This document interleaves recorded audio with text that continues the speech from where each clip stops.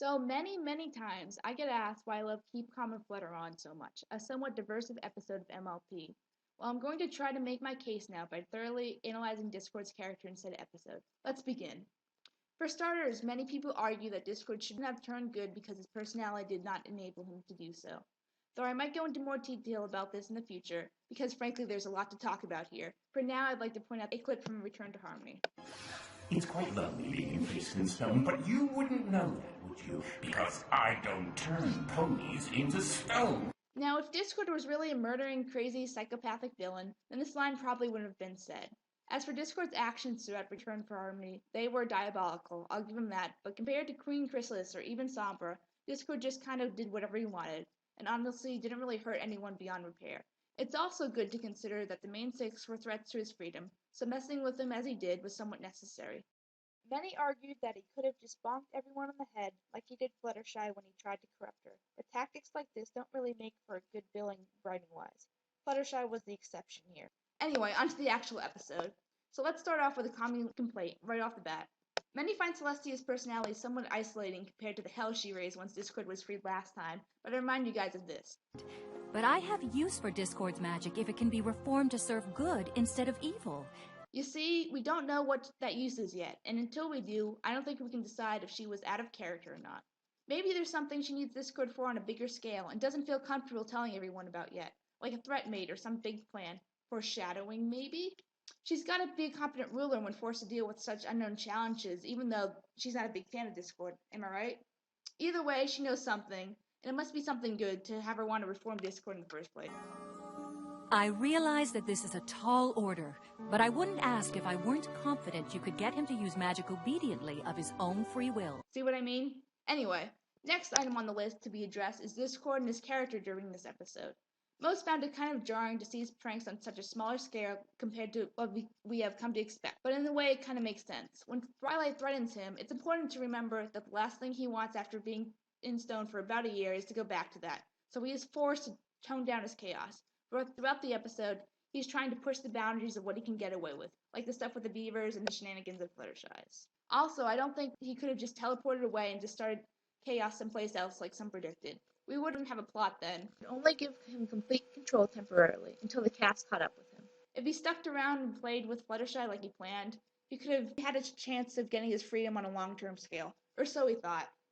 Now let's look at the meat of the episode, and that being the Discord-Fluttershy relationship that's being built upon.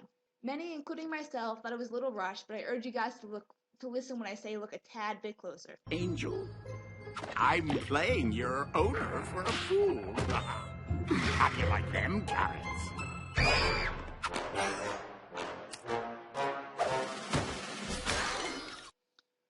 Okay, so it's made clear by the scene with Angel that Discord is trying to manipulate Fluttershy to help himself. What else is new? It's even more obvious that Discord is trying to turn Fluttershy away from her friends in this scene, but after Fluttershy declares that they're having a dinner party, they have a whole afternoon to bond, and Discord is clearly more mellow than even in the beginning of the episode, let alone Return to Harmony. This gives us as the audience clues that there are subtle changes to his character that make this somewhat realistic.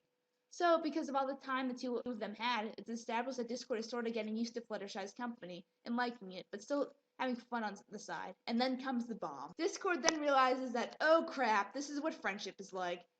And despite everything, Fluttershy is willing to forgive him a past action. That takes true kindness. Fluttershy, you're a boss. Those things, plus the obvious fact that Discord never had a friend before, makes me think that he was, maybe even subconsciously, jealous of the main six in Return to Harmony, and that the friendships that they have. Just a theory. But anyway, this is how we get the emotion out of him in that clip. After that, there are subtle hints that Fluttershy's friendship is slowly starting to take its effect on Discord, even though he thinks he can use said friendship to his advantage, like this minor scene. Hey there, Fluttershy, you want to turn the waters? Great! Time to see if it worked. Fluttershy, oh, there you are, a sight for sore eyes. And you know what? The first thing Discord wants to do after his freedom is solidified? Go freaking ice skating with Fluttershy. Now, not going on a rampage of chaos, but just go ice skating. Are you guys getting what I mean about the subtle changes to his character?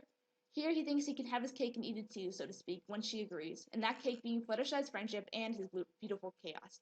But the thing is, he doesn't get how to be a friend, and he doesn't understand it's important to him just yet. So that's why he's so mad at Fluttershy when she does reject his friendship, and also why he brags about having her as a friend in the first place, because he doesn't know any better. He thinks that he can still use her to his advantage. In a way, it's somewhat childish in the sense that he doesn't know how to act. And then after all that, he finally gets it. Why? Because he finally realizes that Fluttershy's friendship means something to him, and that she's willing to look past everything except him as a friend in the first place. I'm also pretty sure he's looking back to his friendless life and realizing just how empty it's felt. That is what moves him to tears. Last point, that some argue that Fluttershy is not being genuine. You see Discord's behind all this, right? Oh, of course I do.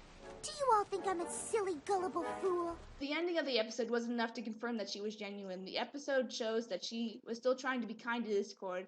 If not, he would have gotten away with frankly half the shit he did.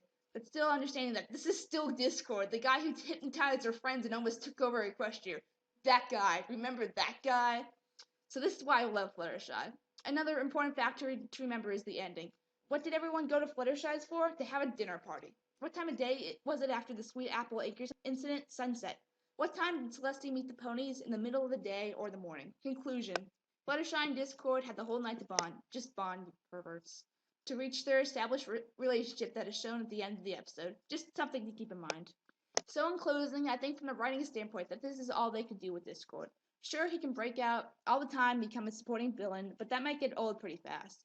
He could also never be used again, but that would waste a character that the fandom has grown so attached to. Sure, it would have been nice to have this as a two-parter, but maybe replacing one of the Spike episodes in Season 3, because they were kind of annoying. But as is, I think it was pretty great. Plus, we get to use Discord for stupid shit now. I think I covered all the main points of this puppy. I hope you see this episode in a new light, but if not, then I tried. Let me know in the comments if you liked or disliked my views, and also if you'd like me to continue making these videos. Thanks for watching, and I hope you enjoyed.